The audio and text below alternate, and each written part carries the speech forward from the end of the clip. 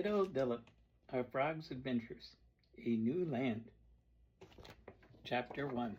Oh dear. As Diddle continued into the woods, he heard so many new sounds and smelled so many new smells. It started to seem overwhelming. He had made the decision to start this new journey and was not going to quit. After all, new things were what he was hoping for. He just closed his eyes, took a deep breath, and accepted that many of these new things might happen at the same time. He felt better and resumed his hopping. After what seemed like a long time, he found some new water, a puddle from a recent rain. It wasn't much, but it cooled him off and refreshed his body. This moment of relief did not last long. He heard noises that sounded like steps from something huge. They continued to get closer, and Diddle saw a super tall figure emerging from the shadows. It was a deer. He started to worry a little less because he had seen them drink from his lake and they never hurt anyone. Still, he had never been so close to one. Would it be mean or nice?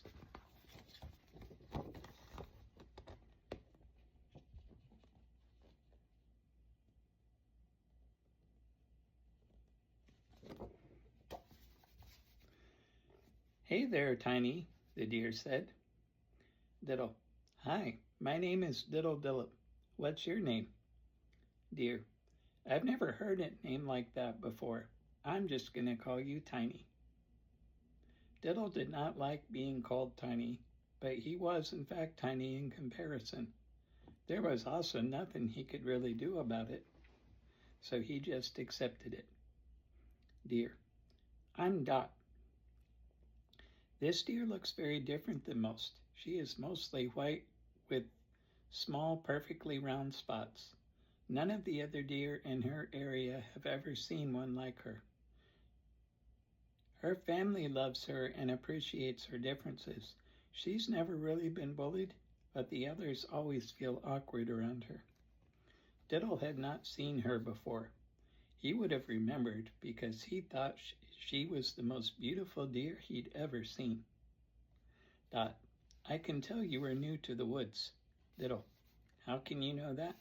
Dot, you clearly didn't know the safety of staying closer to the trees, and you looked afraid when you first saw me. Everyone that knows the woods knows we don't try to hurt anything that's not a threat.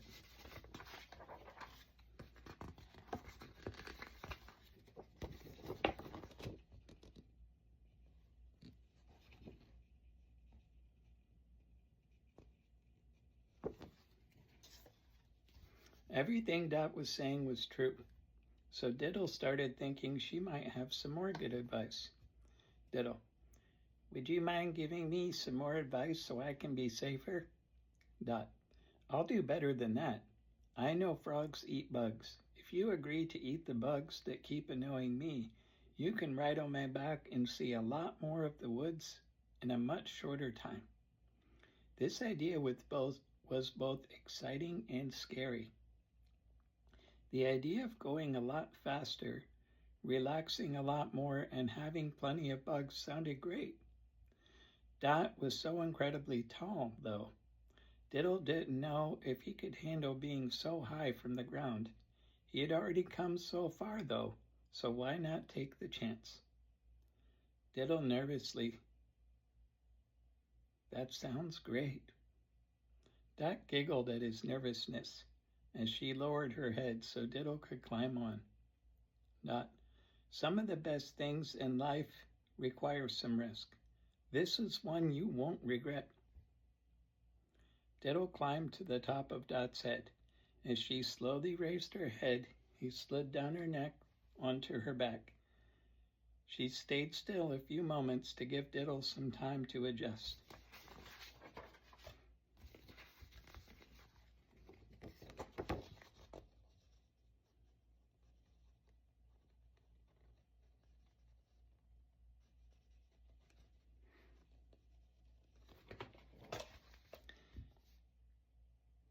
Diddle became very happy and excited because he could now see further than he ever dreamed.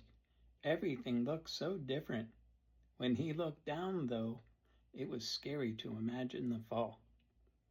Diddle soon felt reassured as Dot advised him about shifting his weight to stay balanced and that she had carried a frog before. Even better, a fly came within reach. He hadn't eaten in a while, so he was happy. Dot, hang on and shift your weight as needed. It's time to get moving. Dot began walking slowly and gradually increased her speed to a normal walk. Diddle became less nervous because everything was exactly how she explained. Just as great was that the bugs kept coming.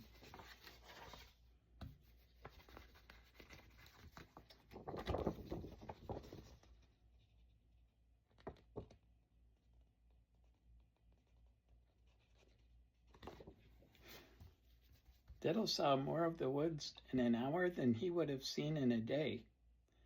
Dot occasionally stopped to eat leaves, which gave Diddle time to relax. Diddle, do you have a family? Will they wonder where you have gone? When Dot was between chewing, she replied, I do have a family. Quite a large family, in fact.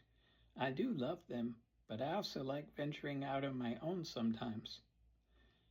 They continued talking for a while, and while Dot was not an outcast like Diddle had been, they did share the joy of exploring. Dot admired Diddle's story, but interrupted him. Dot, I like your stories, but I think my family will too. Let's wait until you can tell all of us so you don't have to repeat it. Hang on. Dot began a slow run, and it terrified Diddle at first, but he quickly started to like it. Dot, you doing okay, Tiny? Diddle, this is great.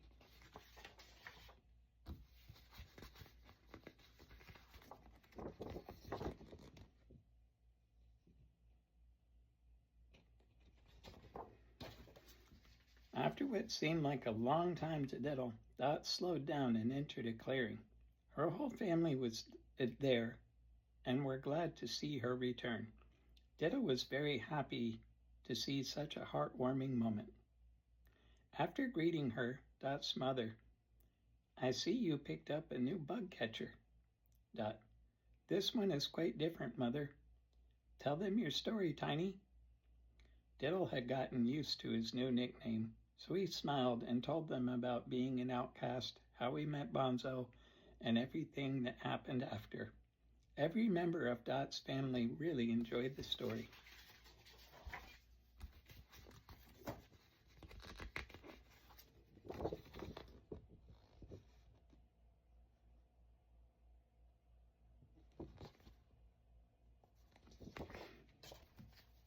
Dot's father had been standing under a tree, so Diddle hadn't seen him clearly. He walked closer, and Diddle was amazed.